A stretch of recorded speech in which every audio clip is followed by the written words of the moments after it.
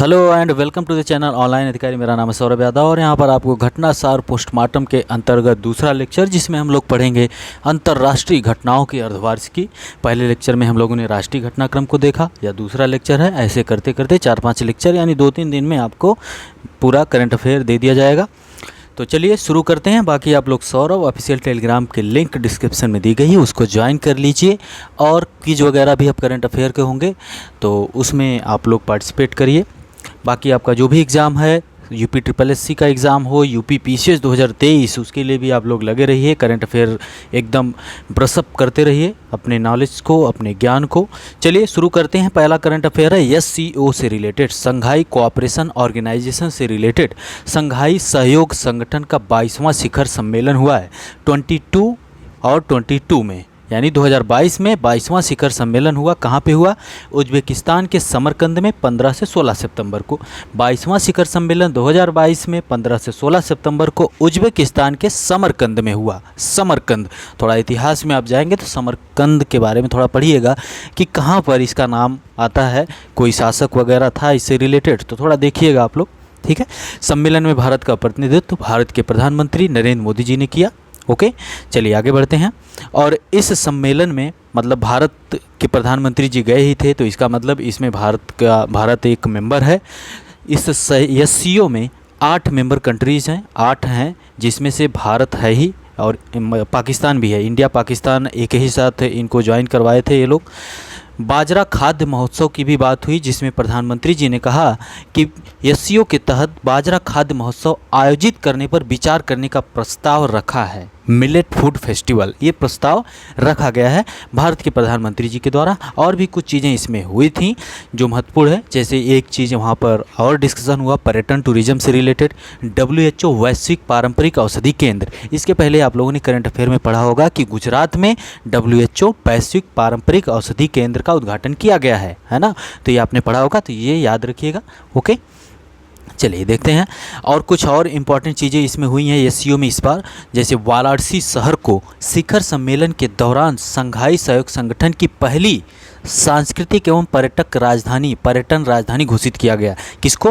वाराणसी को सितंबर में SCO की पहली सांस्कृतिक एवं पर्यटन राजधानी घोषित किया गया। याद रखिएगा, वाराणसी को घोषित किया गया है। ओके, और वहाँ पर समरकंद में हुआ था, तो समरकंद डिक्लेरेशन भी वहाँ पर हुआ, जिसमें यही सब चीज़ें दी गई हैं। कई क्षेत्र हैं जिसको वहाँ पर हस्ताक्षर किया गया पर्यटन से रिलेटेड, मतलब आपस में मिल मिलाकर रहेंगे हम लोग और अच्छे तरीके से अपने व्यापार को, अपने टूरिज़्म को मैत्रीपूर्ण तरीके से आगे बढ़ाएंगे।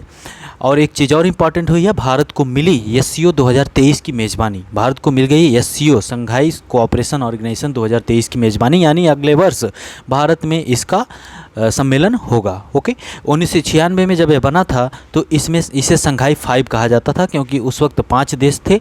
और इसका हेडक्वार्टर जो है, इसका हेडक्वार्टर है बीजिंग में हेडक्वार्टर है। और इसमें जो सदस्य देश हैं, सदस्य देशों को याद रखिएगा, क्योंकि यूपी PCS खेल सकता है, UPSC भी यहाँ पर खेल सकता है, कोई भी एग्ज़ाम हो पूछा जा सकता है। और वैसे भी ये करंट का टॉपिक है। भारत है ही, पाकिस्तान है ही, और भारत से सटा है चीन से सटा है रूस। 4 तो याद हो गए। कजाकिस्तान है, किर्गिस्तान है, ताजिकिस्तान है, उज्बेकिस्तान, यानी ये जो तान है ना, ये 4 तान है यहाँ पर। पाकिस्तान भी है उसी में, Pakistan, Kazakhstan, Kyrgyzstan, Tajikistan, Uzbekistan. Okay, और अभी इस वर्ष 2022 में 22वां सम्मेलन हुआ है उज्बेकिस्तान में। ओके, चलिए आगे बढ़ते हैं। और एक चीज़ और है, 41% से ज़्यादा आबादी इन्हीं 8 देशों में रहती हैं। इंडिया चाइना ऐसे ही आ जाते हैं, भारत में खुद ही 18% आबादी रहती है। 2.43% सिर्फ लैंड एरिया है पूरे विश्व का, लेकिन भारत में 18% से ज़्यादा आबादी रहती है। और डेटा भी आ चुका है संयुक्त राष्ट्र का UNFPA, उसका भी डेटा आ चुका है कि भारत 2023 में जनसंख्या में नंबर 1 पर हो जाएगा, यानी हम लोग टॉप करने वाले हैं अगले वर्ष, है ना, ज़्यादा दिन नहीं रह गया। और GDP की बात करें तो वैश्विक GDP का 30% की हिस्सेदारी इन्हीं 8 देशों की है। ओके, चलिए मानव विकास सूचकांक, जैसे मानव क्या कहते हैं कि ह्यूमन कैपिटल फार्मेशन आप NCERT पढ़े होंगे इकोनॉमिक्स की, तो बहुत अच्छे तरीके से उसमें समझाया गया है। ह्यूमन कैपिटल फार्मेशन कैसे होता है, जैसे आप मान लीजिए आपका कोई बच्चा है, आपके परिवार के, या फिर आपका ही बच्चा है, आपने उसको बीटेक वगैरह करवा दिया, या फिर कहीं पर और इन्वेस्ट कर दिया, कहीं कोचिंग वगैरह करवा रहे हैं, यानी आप उस पर इन्वेस्ट कर रहे हैं, ह्यूमन कैपिटल फार्मेशन करवा रहे हैं उसका, है ना। तो ये है। मानव विकास सूचकांक की बात करें तो यूएनडीपी के द्वारा जारी किया जाता है। UNDP united nation development programme के द्वारा यह जारी किया जाता है। 191 देश हैं इसमें। इस 191 देशों की रैंक जारी की गई है। पिछले वर्ष भारत 131 पर था, इस वर्ष भारत 132 पर हो गया है, यानी हम लोग एक अंक पीछे हो गए। 132 यानी 132 पर भारत है 2022 की रिपोर्ट में मानव विकास सूचकांक में। ओके, चलिए देखते हैं। और स्विट्ज़रलैंड टॉप पर है। स्विट्ज़रलैंड टॉप पर है। उसके बाद नॉर्वे है और सबसे आखिरी स्थान पर है दक्षिणी सूडान, साउथ सूडान की राजधानी क्या है और उस राजधानी से कौन सी नदी प्रवाहित होती है? अगर आप सर्च करिए और उसको कमेंट करिए। बहुत ही कम लोगों के कमेंट आ रहे हैं, बाकी लोग अभी सो रहे हैं, तो सोते रहिए। जो जाग रहा है उसको तो फ़ायदा होगा ही। भारत के पड़ोसी देशों जैसे चीन, भूटान, बांग्लादेश और श्रीलंका रैंकिंग में भारत से ऊपर हैं। वाह वाह वाह, दिवालिया हो चुके हैं ये लोग, लेकिन रैंकिंग में भारत से ऊपर हैं। ठीक है, दक्षिणी सूडान 191 पर है। इसके कुछ आयाम हैं, जैसे स्वास्थ्य की बात करते हैं, हेल्थ, एजुकेशन और औसत आय की स्थिति को, 3 चीज़ें हैं जिसमें 4 मापदंड हैं। जन्म के समय जीवन प्रत्याशा, स्कूली शिक्षा के औसत वर्ष, स्कूली शिक्षा के अपेक्षित वर्ष और प्रति व्यक्ति सकल राष्ट्रीय आय GNI, ग्रॉस नेशनल इनकम की बात की गई है। तो ये 4 आयाम है, इसको देखिएगा। यानी यूएनडीपी की SDI में पिछले वर्ष भारत 2021 में जो रिपोर्ट आई थी उस वक्त भारत 131 पर था, इस बार भारत 132वें पर है। पहले नंबर पर इस रिपोर्ट में 2022 की स्विट्ज़रलैंड है, आखिरी नंबर पर 191 पर है। कौन सा देश? दक्षिणी सूडान है। ठीक है, चलिए आगे बढ़ते हैं, आगे देखते हैं। और यहाँ पर कुछ चीज़ें और हैं। मानव विकास रिपोर्ट SDR वर्ष 1990 से जारी की जाती है, जिसने मानव विकास दृष्टिकोण के माध्यम से विभिन्न विषयों का पता लगाया है। इसकी परिकल्पना पाकिस्तानी अर्थशास्त्री महबूब उल हक ने की थी। ओके, और यहीं पर अमर्त्य सेन जी का भी योगदान है। अमर्त्य सेन जी को 1998 में नोबेल प्राइज़ इकोनॉमिक्स के क्षेत्र में दिया गया था। इसको क्लियर करिएगा कि 1998 में ही दिया गया था अमर्त्य सेन जी को। आज भी वो जीवित हैं, उनके बारे में सर्च करिएगा। उन्होंने एक बुक लिखी है, उस बुक का नाम हमें याद नहीं आ रहा है, उसको हमने पढ़ा है। तो उन्होंने एक बुक लिखी है, वो बहुत बेहतर बुक है, लेकिन हिंदी में अगर पढ़ेंगे तो उसका जो मैटर उन्होंने हिंदी में कन्वर्ट करके लिखा गया बहुत टफ है। ओके, तो चलिए देखते हैं। हाँ, एक और रिपोर्ट निकलती है, उसको MPI कहते हैं, multi poverty index. MPI multi poverty index कब से जारी किया जाता है और कौन कौन से 2 संगठन हैं जो उसको जारी करते हैं? संगठन या इंस्टीट्यूट हैं, जो भी है उसको बताइएगा। अफ्रीकी देश अंगोला की खदान से दुर्लभ गुलाबी हीरा। अफ्रीकी देश, अफ्रीका का एक देश है, क्या नाम है उसका? अंगोला। उसकी कैपिटल क्या है उसको बता दीजिएगा आप लोग। अंगोला से गुलाबी हीरा प्राप्त हुआ है, इसलिए थोड़ा न्यूज़ में आ गया था। ये पिछले 300 वर्षों में मिलने वाला अब तक का सबसे बड़ा गुलाबी हीरा है, यानी पिछले 300 वर्ष में इतना बड़ा गुलाबी हीरा नहीं मिला था। ओके, ऑस्ट्रेलियाई खनन कंपनी है लुकापा डायमंड और उसके सहयोगियों ने अंगोला की लूलो खदान से दुर्लभ पत्थर की खोज की। लूलो, आजकल लूलू बहुत फेमस था, लूलू मॉल लखनऊ का बड़ा फेमस था, न्यूज़ में था। लूलो खदान से दुर्लभ पत्थर की खोज की। इसे लूलो रोज यानी लूलो का गुलाब नाम दिया गया है ना, याद हो गया? लूलू मॉल के नाम पर लूलो, ये लूलो का गुलाब नाम दिया गया है। अंगोला में यह प्राप्त हुआ है। ओके, 70 वर्षों तक ब्रिटेन पर शासन करने वाली महारानी एलिजाबेथ द्वितीय का निधन हो गया। 70 वर्षों तक शासन की हैं, उनका निधन हो गया। और वैसे भारत में बहुत न्यूज़ में, भारत के न्यूज़ चैनल इतना इनको न्यूज़ में दिखा रहे थे कि अरे महारानी जी गई। इतना क्यों न्यूज़ में दिखा रहे हो? उम्र हो गई थी, चली गई, 90 साल तक जिंदा थी। 96 वर्ष यानी 96 साल की थी ये, और निपट गई। तो इतना दुखी होने की कोई बात नहीं है। और भारत के लिए क्या किए हैं कि हम उनके लिए दुखी हो जाएं, है ना। 70 वर्षों तक शासन करने के बाद एलिजाबेथ इनका निधन हो गया। स्कॉटलैंड में आखिरी सांस उन्होंने लिया, आखिरी बार सांस लिया, उसके बाद चली गई। 1952 में राजगद्दी पर बैठी थी वो। 90 देशों की सरकारी यात्रा वगैरह की थी। हो सकता है न्यूज़ वाले न्यूज़ में ज़्यादा रखे थे, तो हो सकता है कि पेपर में भी थोड़ा ज़्यादा रख दिया जाए, वैसे मुश्किल है। वेस्टमिंस्टर एबे में उनके पति प्रिंस फिलिप के बगल में दफनाकर उनका आखिरी अंतिम संस्कार किया गया। भारत की वर्तमान राष्ट्रपति श्रीमती द्रौपदी मुर्मू जी ने वहाँ पर हिस्सा लिया था, वहाँ पर गई थी शोक व्यक्त करने के लिए। महारानी की मृत्यु के बाद प्रिंस चार्ल्स ने किंग चार्ल्स थर्ड महाराजा चार्ल्स तृतीय के रूप में शपथ ग्रहण की। इनका नाम याद रखिएगा। महारानी की मृत्यु के बाद प्रिंस चार्ल्स ने किंग चार्ल्स थर्ड महाराजा चार्ल्स तृतीय के रूप में शपथ ग्रहण की। चार्ल्स ब्रिटिश सिंहासन पर बैठने वाले सबसे उम्रदराज राजा हैं, 73 ईयर ओल्ड हैं, तो ये भी ज़्यादा दिन नहीं रहेंगे, 73 वर्ष के हैं। ओके, तो ये थी महारानी जी से रिलेटेड न्यूज। 26वीं राष्ट्रमंडल शिखर बैठक 26वीं नंबर की हुई, किगाली रवांडा में आयोजित की गई। किगाली रवांडा में 26वें नंबर की किगाली रवांडा के किगाली में हुई। ओके, विदेश मंत्री एस जयशंकर जी वहाँ पर गए हुए थे। ओके, और थोड़ा बहुत चीज़ें जाननी है। राष्ट्रमंडल में 54 देश हैं, इसके बारे में थोड़ा पढ़िएगा। इसमें 54 कंट्री हैं। इसकी स्थापना 1949 के लंदन घोषणा पत्र द्वारा की गई थी। लंदन घोषणा पत्र द्वारा की गई थी। इसका मुख्यालय लंदन में स्थित है। वर्ष 2024 में चोगम, इसी को कहते हैं, के 27वें शिखर सम्मेलन की मेज़बानी समोआ द्वारा की जाएगी। समोआ के द्वारा की जाएगी। यह पहला प्रशांत देश है जिसे यह मेज़बानी मिली है। यानी कॉमनवेल्थ का जो 26वां सम्मेलन हुआ है वो हुआ रवांडा किगाली में। विदेश मंत्री एस जयशंकर जी वहाँ पर गए थे और 54 देशों का यह समूह है। ये देखिएगा क्यों 54 देश हैं इसमें, इसके बारे में देखिएगा थोड़ा बहुत। 1949 के लंदन घोषणा पत्र के द्वारा इसकी स्थापना की गई थी। अगला सम्मेलन 27वां समोआ द्वारा किया जाएगा। इस देश को भी देखिएगा। इसका मुख्यालय लंदन में स्थित है। ओके, चलिए। लिज ट्रस ब्रिटेन की तीसरी महिला प्रधानमंत्री बन गई। लिज ट्रस बन गई। भारतीय मूल के थे ऋषि सुनक जी, उनको हरा दी। वैसे ब्रिटिशर्स जो थे उन्होंने चाहा नहीं कि कोई भारतीय उन पर राज करे, और मुश्किल है, आने वाले समय में हो सकता है। भारत के लोग तो चारों तरफ फैले हुए हैं। आप अगर इंडिया वुमेन की जो क्रिकेट टीम है और यूएई वुमेन की क्रिकेट टीम, आज जो डेट है, आज उनका मैच हुआ था, तो उसमें भारतीय लोग ही वहाँ पर प्लेयर हैं, है ना। भारत के ही नाम आपको दिखेगा, भारतीय नाम जो यूएई में जाकर बस गए हैं और क्रिकेट में भी आ रहे हैं। वैसे ही आप साउथ अफ्रीका की टीम में देखेंगे केशव महाराज, उत्तर प्रदेश के सुल्तानपुर से उनका संबंध है, उनके दादाजी यहाँ रहते थे और वो साउथ अफ्रीका की टीम के साथ खेल रहे हैं। ओके, तो ऐसे भारतीय लोग तो चारों तरफ फैल चुके हैं और धीरे धीरे हम लोग पूरे विश्व पर राज करेंगे। तैयार हैं आप? चलिए, तो लिज ट्रस ब्रिटेन की तीसरी महिला प्रधानमंत्री बन गई। 26वीं ब्रिटिश प्रधानमंत्री हैं, ये नंबर याद रखिएगा। कंजर्वेटिव पार्टी की नेता हैं। 56वीं बोल रहे हैं, 56वीं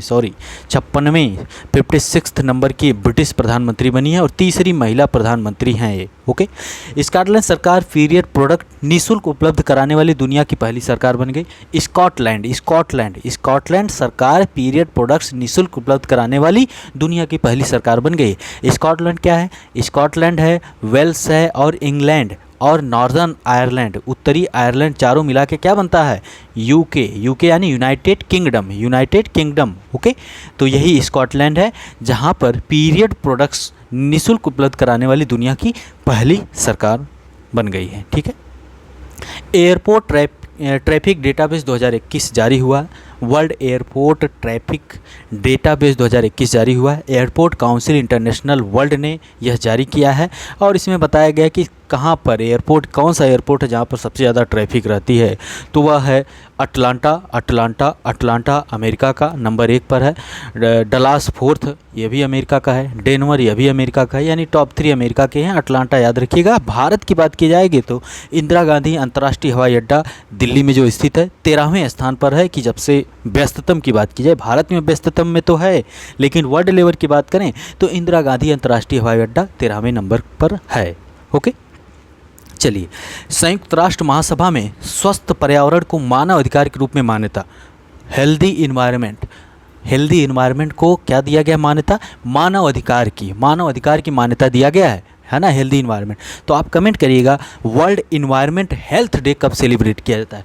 वर्ल्ड इन्वायरमेंट हेल्थ डे कब सेलिब्रेट किया जाता है, ये बताइएगा। संयुक्त राष्ट्र महासभा ने स्वस्थ पर्यावरण को मानव अधिकार के रूप में मान्यता दे दी है। ओके, वैसे हमें क्लीन इन्वायरमेंट की बात करें, तो हमारे आर्टिकल 21 में right to life and personal liberty article 21 में दिया गया है, और उसी में राइट टू मैरिज की भी बात है ना। तो ये आपको पता होना चाहिए। तो ये यूनाइटेड नेशन जनरल असेंबली ने ऐसा मानव अधिकार दे दिया स्वस्थ इन्वायरमेंट का। जर्मनी ने लॉन्च की दुनिया की हाइड्रोजन से चलने वाली ट्रेन। ओके, जर्मनी ने लॉन्च की है। हाइड्रोजन ट्रेनों से कोई प्रदूषण नहीं होता, न ही ये ट्रेन शोर करती हैं। इस ट्रेन के संचालन पर केवल भाप व वेपोराइज्ड वाटर का उत्सर्जन होता है। भाप यानी पानी की ही बात है, इसी का उत्सर्जन होता है। तो अगर ऐसी ट्रेनें भारत में भी कहीं बस चली है, इस प्रकार की बस चली है, बताइएगा आप लोग। अभी हम पिछले लेक्चर में बताए थे कि हाइड्रोजन से चलने वाली पहली बस कहाँ पर चली है, तो वो आप लोग कमेंट करिएगा, हमने पिछले लेक्चर में आपको बताया था।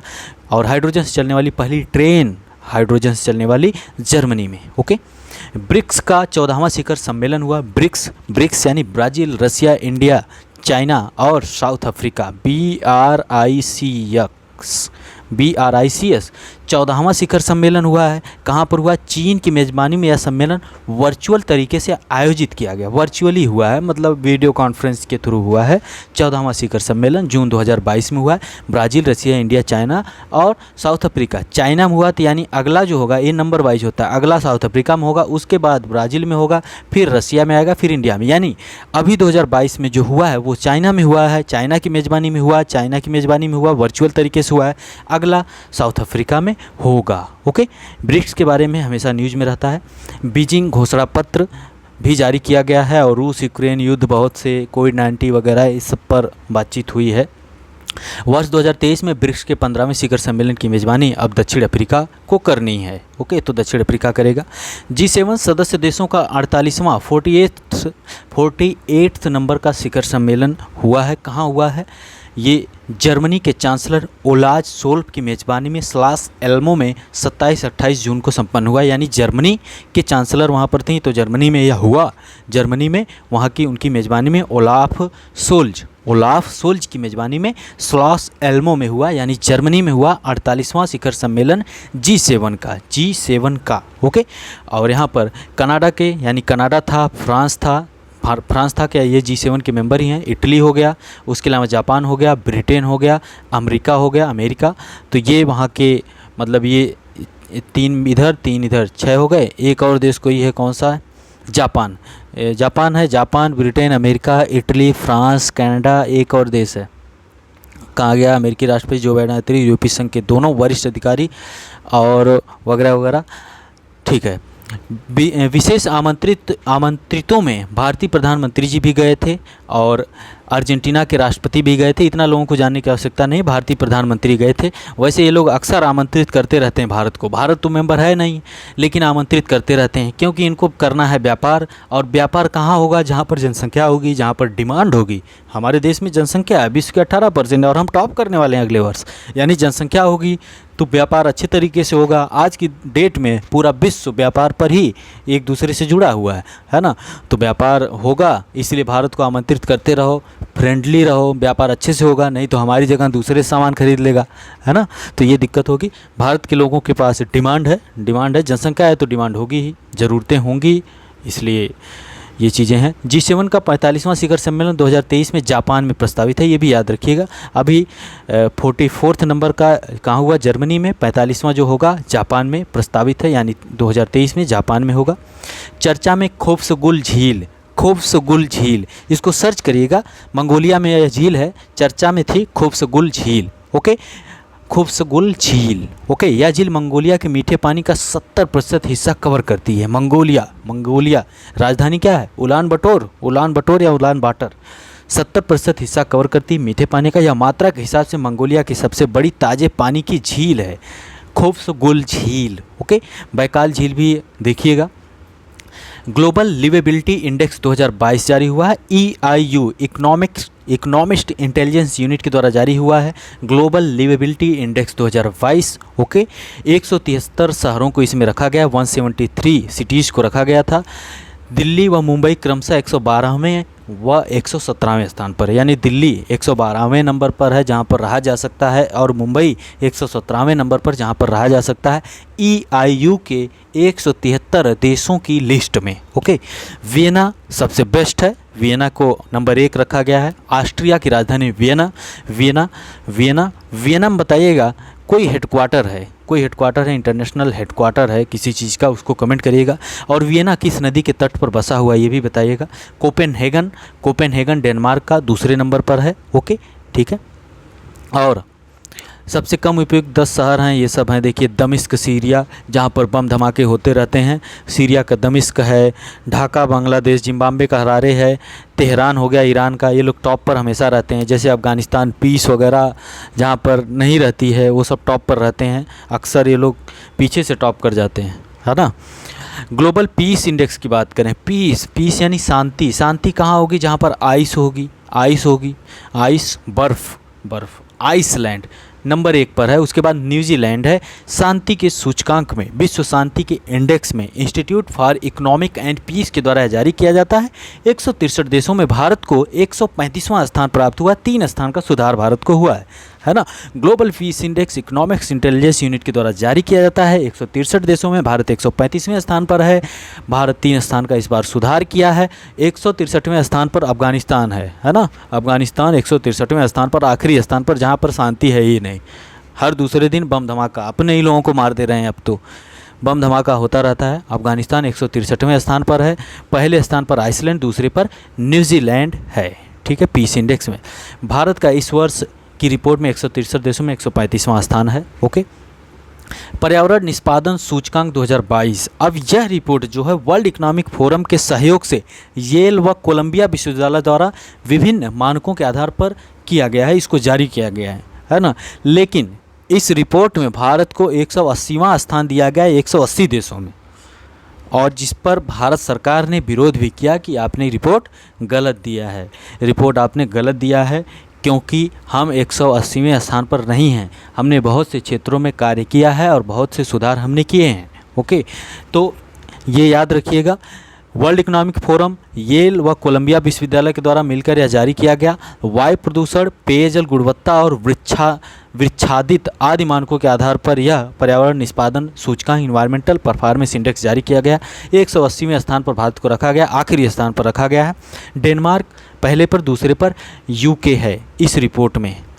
ओके, जापान, इक्वेडोर, माल्टा, मोजाम्बिक व स्विट्जरलैंड यूएनओ के नए अस्थायी सदस्य सिक्योरिटी काउंसिल जो उसमें 5 अस्थायी सदस्य हैं। कौन कौन सदस्य हैं कमेंट कर दीजिएगा। 10 अस्थायी सदस्य होते हैं जिनका कार्यकाल 2 वर्ष का होता है, और प्रति वर्ष 5 सदस्य रिटायर होते रहते हैं। ओके, तो नए सदस्य जो 1 जनवरी 2023 से कार्यभार संभालेंगे, जापान, इक्वेडोर, माल्टा, मोजाम्बिक, स्विट्जरलैंड, ये 5 देश अस्थायी सदस्य के रूप में 2 साल के लिए उसमें ज्वाइन हो जाएंगे, यूएनओ में, यूनाइटेड नेशन ऑर्गेनाइजेशन के सिक्योरिटी काउंसिल में। ओके, और अभी वर्तमान में Bharat, Ireland, Kenya, Mexico, Norway का स्थान ये लेंगे। ये लोग अभी वर्तमान में है, और 31 दिसंबर 2022 को इनका कार्यकाल खत्म हो जाएगा, यानी भारत का भी कार्यकाल खत्म हो जाएगा। आपको पता होना चाहिए कि भारत 8वीं बार यूनाइटेड नेशन के सिक्योरिटी काउंसिल का अस्थायी सदस्य बना था। अब भारत मांग करता रहता है कि हमको अस्थायी सदस्य बनाया जाए, और क्यों ना बनाया जाए, भारत को अस्थायी सदस्य बनाना चाहिए। भारत दूसरी सबसे बड़ी जनसंख्या है, अर्थव्यवस्था भी हमारी बेहतर तरीके से है, पर कैपिटा क्या बोलते हैं, पर कैपिटा इनकम नहीं, चलिए ठीक है, तो भारत बेहतर स्थिति में है। एक क्वेश्चन आपको मिल सकता है कि भारत जो है कि बहुत सी रिपोर्ट में बेहतर कर रहा है, भारत की जीडीपी बहुत तेज़ी से आगे बढ़ रही है, भारत विश्व की अन्य अर्थव्यवस्थाओं को पीछे छोड़ रहा है, तो भारत को क्यों ना विकसित देश घोषित कर दिया जाए, डेवलप्ड कंट्री घोषित कर दिया जाए। भारत कई देशों को लोन वगैरह भी प्रोवाइड करवाता है, तो क्यों ना भारत को विकसित देश घोषित कर दिया जाए। अगर ऐसा क्वेश्चन आपको मेंस में मिल सकता है, इस प्रकार का क्वेश्चन, ठीक है, तो इस पर थोड़ा विचार करिएगा आप लोग कि क्यों किया जाए और क्यों ना किया जाए, दोनों चीज़ें देखिएगा। क्यों किया जाए में उसके आपके कुछ 4-5 तर्क होने चाहिए, क्यों ना किया जाए उसके भी तर्क होने चाहिए, गरीबी वगैरह बताइएगा। ओके, तो ये बात हो गई। और पिछली बार यूपीपीसीएस ने क्वेश्चन पूछा भी था कि कौन सा देश अस्थायी सदस्य का हिस्सा नहीं है, 10 दे दिया, 4-5 ऑप्शन दे दिया था।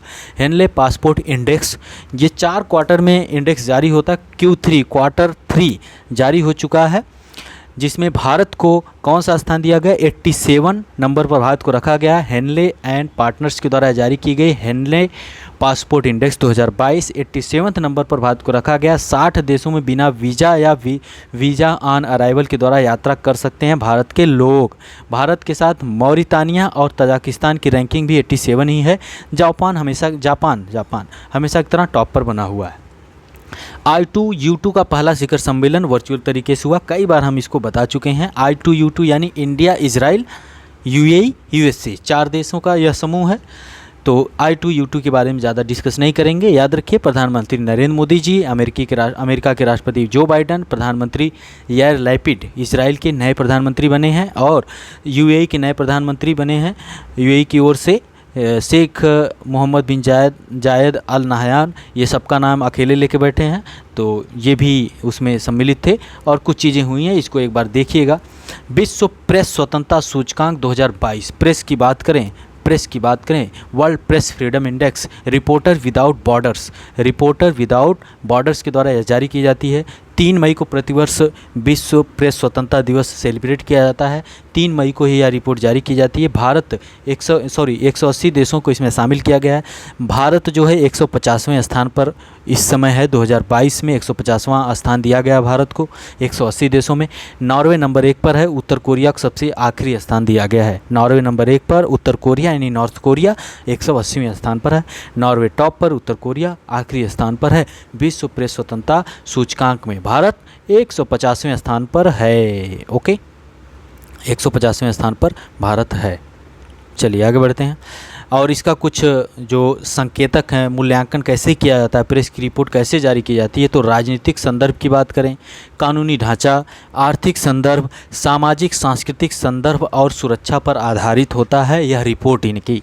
तो राजनीतिक संदर्भ, कानूनी ढांचा, आर्थिक संदर्भ, सामाजिक सांस्कृतिक संदर्भ और सुरक्षा पर आधारित है। देखिए ये जो इनके आयाम है, किस प्रकार से रिपोर्ट जारी करते हैं। यूपीएससी कई बार क्वेश्चन पूछा है, रिपोर्ट से रिलेटेड यूपीएससी क्वेश्चन पूछता रहा है, अक्सर पूछा है। यूपीपीसीएस भी क्वेश्चन पूछेगा, कई बार 1-2 क्वेश्चन पूछे गए हैं। रिपोर्ट में रैंकिंग की बात करता है यूपीपीसीएस, जैसे प्रेस फ्रीडम इंडेक्स में भारत की रैंक क्या है। अब तक तो यही चलता रहा है खेला, तो अब स्टेटमेंट भी बना के पूछा जा सकता है और आपसे जैसे कि अब ये भी आयाम पूछे जा सकते हैं, क्योंकि पेपर टफ बनाना पड़ेगा उनको, तो इस प्रकार का वो ऑप्शन रखेंगे। तो ये अंतर्राष्ट्रीय घटनाक्रम में जो भी महत्वपूर्ण चीज़ें थी आपको यहाँ पर बता दी गई। और बाकी आप लोग सौरभ ऑफिशियल टेलीग्राम को ज्वाइन करिए। क्विज वगैरह अब होंगे वहाँ पर, क्विज हम अक्सर अब प्रयास करेंगे कि क्विज वगैरह उसमें ऐड करते रहें। बाकी UPSSC का एग्ज़ाम हो या फिर UPPCS 2023, RO BEO जो भी एग्ज़ाम है आने वाले समय में आगे, उन सब के लिए बहुत ही महत्वपूर्ण है। मिलते हैं आपसे अगले लेक्चर में। बहुत बहुत धन्यवाद।